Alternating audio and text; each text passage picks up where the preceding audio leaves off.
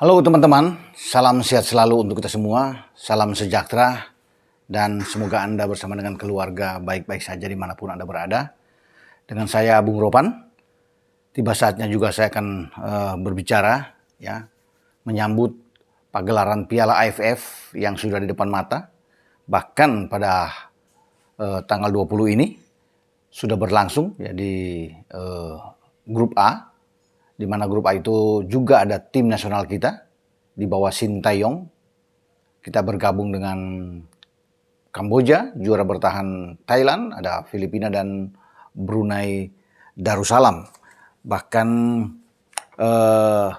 pertandingan sudah dimulai yang melibatkan Kamboja, ya, berdasarkan jadwal melawan Filipina yang akan dimainkan di Marodok Techno National Stadium pada pukul 17.00 waktu Indonesia bagian Barat hari ini.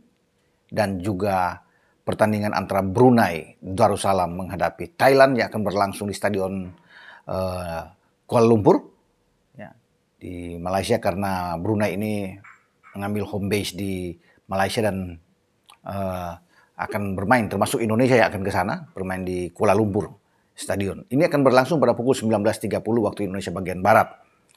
Dan RCTI selaku stasiun televisi di negeri ini akan menyiarkan seluruh rangkaian pertandingan-pertandingan Piala AFF yang pasti kita nantikan adalah tim asuhan SCY ini akan bertarung di setiap pertandingan karena kita akan menjadi tuan rumah 2 kali dan tandang 2 kali. Ya, tanggal 23 Mark Klok dan kawan-kawan itu akan bermain di Gelora Bung Karno menghadapi Kamboja, dan kemudian satu lagi di kandang menghadapi tim kuat, ya, yang mengalahkan kita di final Piala AFF di Singapura. AFF 2020, Thailand juga akan bermain di tempat yang sama di GBK dan 2 tandang melawan Brunei. Kalau Thailand itu pada tanggal 29 kita bermain di kandang lagi. Nah, lawan Brunei kita tanggal 26 akan ke Kuala Lumpur dan tanggal 2 akan ke Manila di Stadion Rizal Memorial menghadapi tuan rumah Filipina. Dan sebelum kita menghadapi Kamboja, STY sudah mengumumkan 23 nama pemain setelah kita berlatih di pusat training camp di klub Bali United, ya, di Bali sana. Dan sekarang timnya sudah datang di Jakarta. Setelah diumumkan nama-nama 23 pemain, ada 3 nama pemain yang dicoret, yaitu Andi Setio, Muhammad Ferrari, dan Ashraf Zaki. Ya, 3 nama. Sebelumnya juga sudah ada yang dicoret karena cedera seperti Dimas Derajat. Elkan Bagot juga tidak dipanggil lagi karena dicoret, namanya tadinya masuk. Pihak Gillingham tidak memberikan mungkin izin kepada Elkan Bagot, dan Elkan Bagot memilih untuk bertahan karena tenaga dari Elkan Bagot ini dibutuhkan sekali oleh Gillingham dalam menghadapi pertandingan-pertandingan krusial di Piala Liga atau Piala Carabao di IPL, di mana Gillingham itu terus bisa melaju sampai ke putaran keempat, yang akan menghadapi Wolverhampton Wanderers pada tanggal 20, ya, kalau nggak salah. Dan Gillingham juga bersama dengan Elkan Bagot ini akan bermain di putaran ketiga, ya, di Piala FA menghadapi Leicester dalam undian. Jadi luar biasa bagi Elkan Bagot ini, pemain tim nasional pertama dalam sejarah yang ada di Inggris itu bisa bermain di Carabao Cup atau di Piala Liga dan Piala FA, memperkuat Gillingham menghadapi tim-tim papan atas, ya, maksudnya di IPL, ya, bukan di luar divisi Liga Premier Inggris, tapi ini di kasta tertinggi di Inggris. Wolverhampton tetap bersama dan Leicester City itu ada di 20 tim yang ada di Liga Premier Inggris. Ini luar biasa. Kalau ada kejutan lagi, pasti nama Indonesia juga akan terangkat karena di sana ada defender kita, pemain bek tengah Elkan Bagot. Satu lagi, Sandy Walsh yang juga terpaksa harus dicoret. Bukan apa-apa karena Cafe Mechelen, klub yang dinaungi oleh Sandy Walsh ini, pemain yang baru dinaturalisasikan oleh PSSI, itu juga dibutuhkan sama seperti Elkan Bagot. Ya, karena pertandingan demi pertandingan itu akan terus bisa berlangsung. Di mana Sandy bermain sebagai posisi bek kanan di Cafe Mechelen. Karena ini dia akan bermain di Liga Belgia, ya.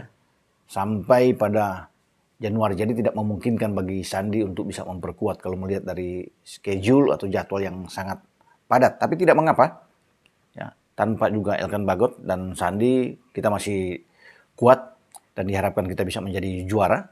Memang lebih bagus kalau ada Elkan dan Sandi, namun ini sebuah risiko yang harus diambil, ya.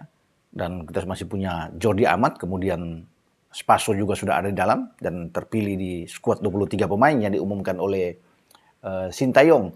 Dan lebih menarik ya, saya kutip dari laman PSSI TV ya, TV PSSI itu, ini seperti yang di belakang saya, Sintayong, pelatih kepala arsitek tim nasional senior kita, sudah mengumumkan langsung.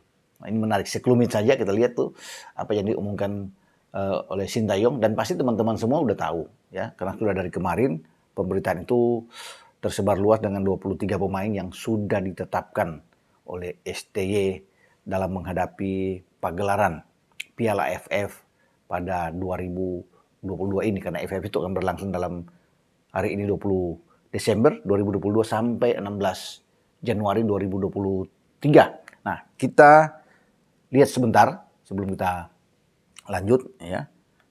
Ini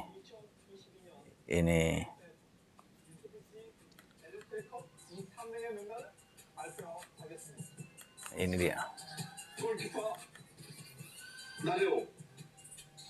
Ya. Defend Aslai, Jordi, Fardin, Lido, Ara, Hansamu, Edo.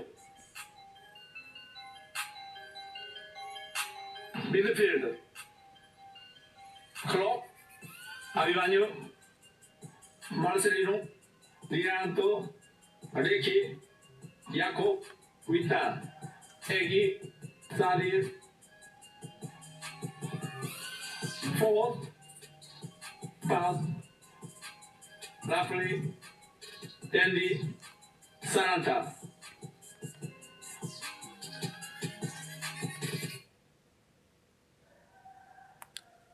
Itulah daftar pemain ya yang sudah diumumkan STY tadi, yang saya kutip dari PSSI TV, dan ini yang dianggap terbaik untuk menghadapi Piala AFF ya.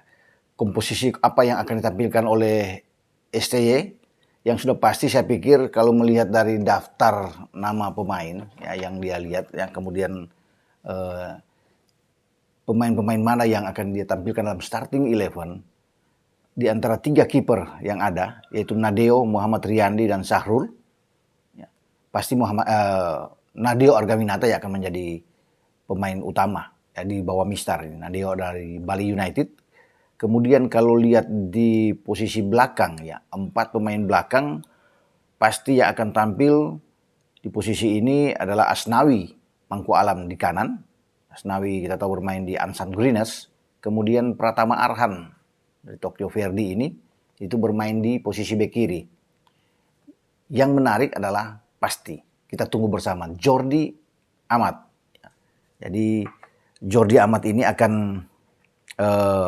bermain di posisi bek tengah bersama dengan kapten ya, Fakhrudin Arianto dari Madura United, karena Jordi ini kan bermain di JDT Johor Darul Taksim. Itu 4 yang menurut saya akan masuk. Kalau bermain dengan 4, katakanlah sini 4-3-3 lah ya. Bisa aja STY kan selalu bermain dengan 3 back, tapi sekarang oke dengan 4-3-3 karena soal formasi itu urusan bagi STY, karena dia punya opsi lain juga bermain dengan 4-2-3-1, ya bisa juga dengan 4-4-2, tapi ini 4-3-3 yang oke. Nah, kalau di gelandang itu Mark Locke pasti menurut saya ya akan dimainkan, Rahmat Irianto. Mark Locke bermain di Persib, dan ini menarik, 3 pemain Persib Bandung yang ada di posisi tengah yang pasti akan dilakukan atau dimainkan oleh STY. Ya, selain Rahmat Irianto, tentunya Mark Locke dan Ricky Kambuaya. Itulah 3 pemain. Ini bagus, mereka sudah mendapatkan chemistry yang bagus karena 3-3 dari klub yang sama untuk bermain, diandalkan di lini paling krusial ini, lini kedua, karena kemenangan itu selalu akan ditentukan dengan sekuat mana ya, setangguh apa ya pergerakan dari lini kedua ini untuk mendistribusi distribusi bola ke tengah, ke depan ya. Dan juga ketika ditekan mereka akan cepat turun ke belakang. Bagaimana juga transisi permainan yang terus dikembangkan oleh STY selama latihan TC di Bali. Apakah mereka ini akan melakukan dengan baik selama pagelaran Piala AFF. Nah kalau di depan, dari nama-nama yang ada, Witan adalah pilihan utama. Witan Sulaiman, ya, pemain dari Trenčín, AS Trenčín ini di Liga Slovakia. Kemudian striker adalah Ilyas Pasojevic atau Spaso dari Bali United. Ini mungkin akan ditampilkan sejak awal, ya, dengan tubuh yang kekar, unggul dalam bola-bola atas, pengalamannya oke, finishingnya mematikan, dan ini bagus buat kita. Kita akan lihat kembalinya Spaso ke tim nasional yang diberikan kesempatan setelah mengisi posisi dari Dimas Derajat yang memang mengalami cedera. Dan tentunya diharapkan bahwa Spaso ini akan memberikan gairah tersendiri di lini serang tim nasional kita. Ya, satu lagi, Egy Maulana Fikri. Ini bisa ditampilkan. Ya. Sebenarnya ada dua juga masih bisa ditampilkan, adalah Sadil Ramdhani. Sadil yang kita tahu bersama bermain di Sabah, dan Egy ini pemain yang bermain di Vion Zlate Moravke. Juga di Liga Slovakia bersama dengan Witan ya. Tapi mungkin Egy akan keluar dari Vion ini. Ya, dia akan mencari mungkin klub baru, kita tidak tahu kemana. Tapi yang pasti itulah nama-nama pemain yang saya sebut akan berada di depan. Kalau tidak ada Egy, Sadil yang akan bermain di sana. Tapi dua mungkin adalah Witan dan Spaso. Ini sangat kuat kalau melihat dari starting 11 ini yang jika dimainkan oleh STY. Ya kita tinggal tunggu saja tanggal 23 nantinya bermain di GBK, dan yang tadinya itu tidak ada penonton, tapi sekarang kabar terakhir ada penonton. Bahkan jatahnya mungkin 30.000 penonton. Seatnya disiapkan. Wah, ini bagus sekali. Dukungan ini yang diperlukan oleh tim nasional kita. Ketika kita ada penonton, pasti semangat itu akan berlipat ganda. Karena kan tujuan yang kita adalah saatnya untuk bisa menjadi juara di ajang Piala AFF ya di Asia Tenggara ini. Walaupun ini bukan masuk dalam kalender FIFA, tetapi menjadi tujuan utama. Siapa tahu ini bisa menjadi trofi pertama bagi STY di penghujung tahun 2022. Ya, sebelum menyambut pada 2023, banyak juga event yang ada yang sudah menunggu STY dan pasukannya, baik di level junior sampai di senior. Karena kita tahu bersama, kita masih akan bermain pada bulan Maret yang akan datang di 2023 di Uzbekistan untuk putaran final Piala Asia U20. Ya, karena jatah Asia juga akan ditentukan di situ. Ada 4 jatah Asia untuk ini akan diambil dari U20 di Uzbekistan untuk nantinya bermain di Piala Dunia U20 ketika Indonesia menjadi tuan rumah pada bulan Mei sampai bulan Juni. Ya, sebelumnya itu juga ada SEA Games yang akan berlangsung, dan nantinya kita akan ikut di putaran final Piala Asia tim senior. Itu akan berlangsung pada bulan Juni-Juli.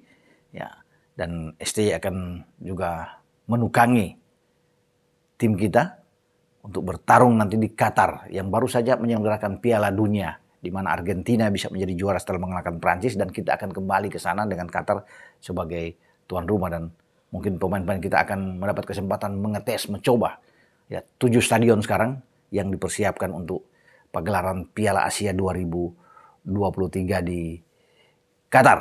Ya, sampai di sini saya berbicara untuk menyambut Piala AFF, persiapan kita, dan kita harus tetap semangat bagi tim nasional kita untuk bisa meraih 3 poin penting menghadapi Kamboja pada tanggal 23 sebelum kita menatap laga-laga selanjutnya. Brunei, ada Thailand dan Filipina. Karena kita harus bisa keluar dari grup ini untuk menunggu tantangan dari grup sebelah, dari grup B yang juga berisikan ada Vietnam, tim kuat, ada Malaysia, Singapura, Myanmar, dan Laos.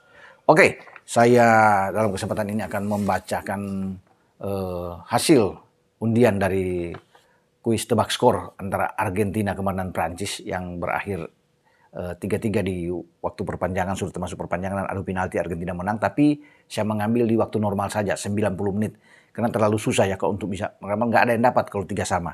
Sudah dicek semua, 3-3 nggak ada, apalagi kalau adu penalti ya. Saya coba di 90 menit waktu normal aja biar Anda dapat giveaway dari ACC Astra Credit Companies di sini. Itu 15 nama.